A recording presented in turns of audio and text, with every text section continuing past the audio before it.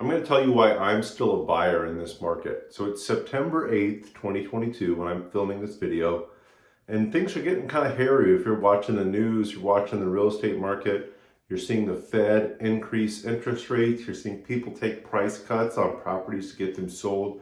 It just doesn't look too bright. If I'm out there looking to buy a property, I'm not super confident it's going to be worth 10% more 6 months from now or a year from now, like what's been happening in Austin here at this time. But here's why I'm still a buyer in this market.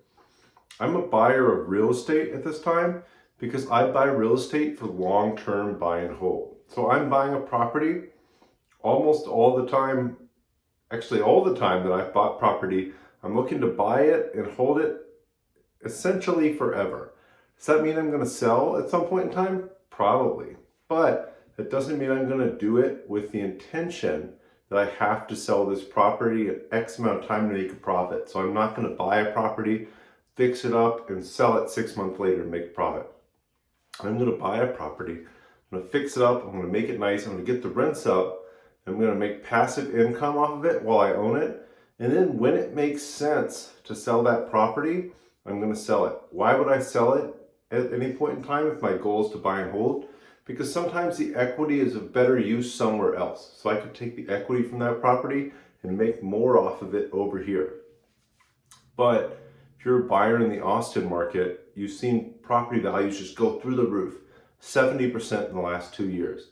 I have no idea what's going to happen in the next year or two, but I absolutely believe that in the next 10 years, everything in the Austin market is going to be worth way more. So why do I think that? There's just so much going on. SpaceX is building a facility out towards Bastrop. Tesla's expanding in here closer to Austin. Samsung's working on a new factory up in Taylor. Now Micron's thinking about relocating to Lockhart. Facebook's leased a whole tower downtown, Meta, but has leased a whole tower downtown. There's so much in the works, and a lot of it's already been announced, but what people forget is none of this stuff is actually done. The Tesla factory is not even completely ramped up yet. It's built, not completely ramped up yet. Their headquarters there, I have a feeling they're doing quite a bit more. There's just so much more growth to happen here in the Austin market. As a long-term buy and hold investor, I still want to keep buying as often as I can so that 10, 20, 30 years down the road, that property's worth way more. I've owned it, I've paid the mortgage off, and while I've owned it, I've gotten cash flow and tax benefits. So, some reasons you might not be a buyer right now. And absolutely, there are some reasons why you probably shouldn't buy right now.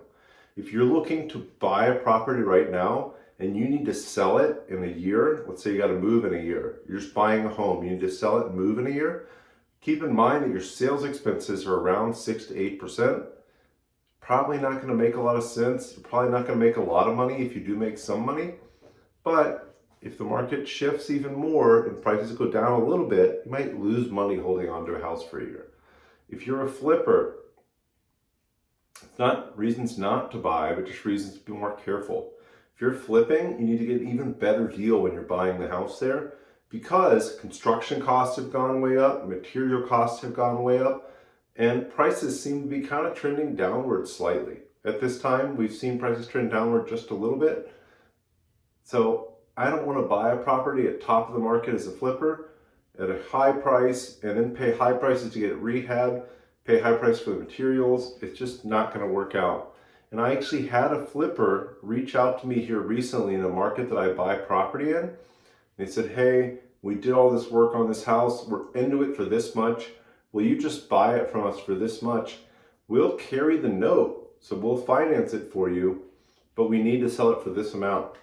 I ran the numbers, I looked at it, I said, hey, that just doesn't work for me, I'm sorry. But I think that if you're a flipper right now, you have to be extra careful. If you're looking to buy a home, you need to move in the next year or two. You need to be extra careful and really think about that process. But if you're a long-term buy and hold investor, ask yourself, do you really think the city of Austin is not going to grow over the next 10 or 20 years? I don't. I think that we're going to see tremendous growth. I just see that all these huge towers are going in downtown. There's so many businesses moving here. There's so many jobs moving here. We're getting over some of the issues we have here in the city. it just only seems better to me. If you need more information, reach out to us at themoreheadteam.com. But of course, follow our podcast, the Austin Real Estate Investing Podcast, for up-to-date information and updates from local investors. But we'd love to help, guys. We're here to help you.